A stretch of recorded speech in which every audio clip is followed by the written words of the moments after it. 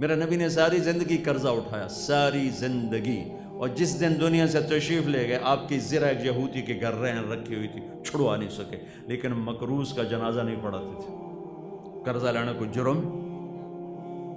بھائی تسی اگر سود دا قرضہ نہیں لے ہوئے تو کوئی جرم کوئی نہیں، لیکن میرے نبی نہیں پڑھاتے تھے کہ آپ اگلی نسلوں میں دیکھ رہے تھے امت کو ادھار سے نکالنا چاہتے تھے۔ یا رسول اللہ قرضہ ہے، اچھا بھائی تم خود ہی پڑھا لو، میں نہیں پڑھاتا۔ سبحان، ایک آدمی کا جنازہ لایا گیا، صحابہ نے عرض کیا یا رسول اللہ بہت غلط آدمی ہے، صحیح آدمی نہیں ہے۔ آپ نے کہا بھائی کوئی نیکی کسی نے دیکھی ہے؟ تو ایک شخص نے کہا یا رسول اللہ اس نے اور میں نے اکٹھے اللہ کی راہ میں ایک رات پہرا دیا تھا۔ تو آپ نے آگے بڑھ کر کہا میرے ساتھی تو تمہیں جہنمی کہہ رہے ہیں، میں تمہیں جنت کی بشارت دیتا ہوں۔ جنازہ پڑھایا، عمل کی کمزوری کے باوجود جنازہ پڑھایا، اور مقروض تہجد گزار روزے دار روزہ کہ تم پڑھو، میں نہیں پڑھاتا۔ پھر کوئی کھڑا کر کہتا یا رسول اللہ اس کا قرضہ میرے ذمے، میں ادا کروں گا، پھر آپ اس کا جنازہ پڑھاتے تھے۔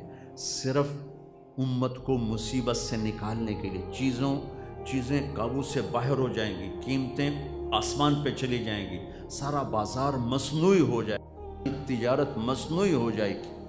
عبد الرحمن بن عوف رضی اللہ تعالیٰ عنہ اس امت کے سب سے بڑے تاجر، جو اربوں کھربوں روپے چھوڑ کر دنیا سے گئے، فرماتے تھے کبھی ادھار سودا نہ خریدا نہ بیچا، نہ ادھار خریدا نہ ادھار بیچا۔ تو کڈا سکھ آ گیا، کتنا سکھ آ گیا، نہ کبھی ادھار خریدا نہ کبھی ادھار بیچا، کبھی ذخیرہ نہیں کیا کہ کل ریٹ بد جانا ہے تو بیچنا، پروفٹ ملا فوراً اٹھا دیا، پروفٹ ملا فوراً دے دیا، پروفٹ ملا فوراً دے دیا۔ تین ہوگی، ادھار نہیں خریدا، ایک ادھار نہیں بیچا، دو کبھی ذخیرہ نہیں کیا، تین کبھی عیب نہیں چھپایا، چار سودے میں کوئی عیب ہے تو بتا دیا بھائی اس میں یہ عیب ہے، لینا تو لے، نہیں لینا تو مت۔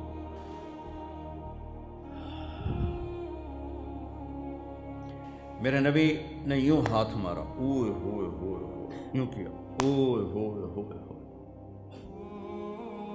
تو سارے ڈر گئے، پتہ نہیں کیوں، کوئی بولے ہی کوئی نہیں۔ اگلے دن محمد بن عبداللہ بن جحش رضی اللہ تعالیٰ عنہ، یا رسول اللہ کل آپ وہ یوں کر رہے تھے، اوئے ہوئے ہوئے، بڑا سخت حکم آیا ہے، بڑا سخت حکم آیا ہے۔ تو آپ نے فرمایا وہ کیا تھا یا رسول اللہ؟ آپ نے فرمایا کل جبریل میرے پاس آئے تھے اور کہہ رہے تھے کہ یا رسول اللہ جس نے کسی کا قرضہ دینا ہو اور وہ دیے بغیر مر گیا تو اس کی مثال ایسے ہے کہ جو آدمی اللہ کے راستے میں شہید ہو، پھر زندہ ہو، پھر شہید ہو اور پھر زندہ ہو تو بھی جنت میں نہیں جا سکے گا۔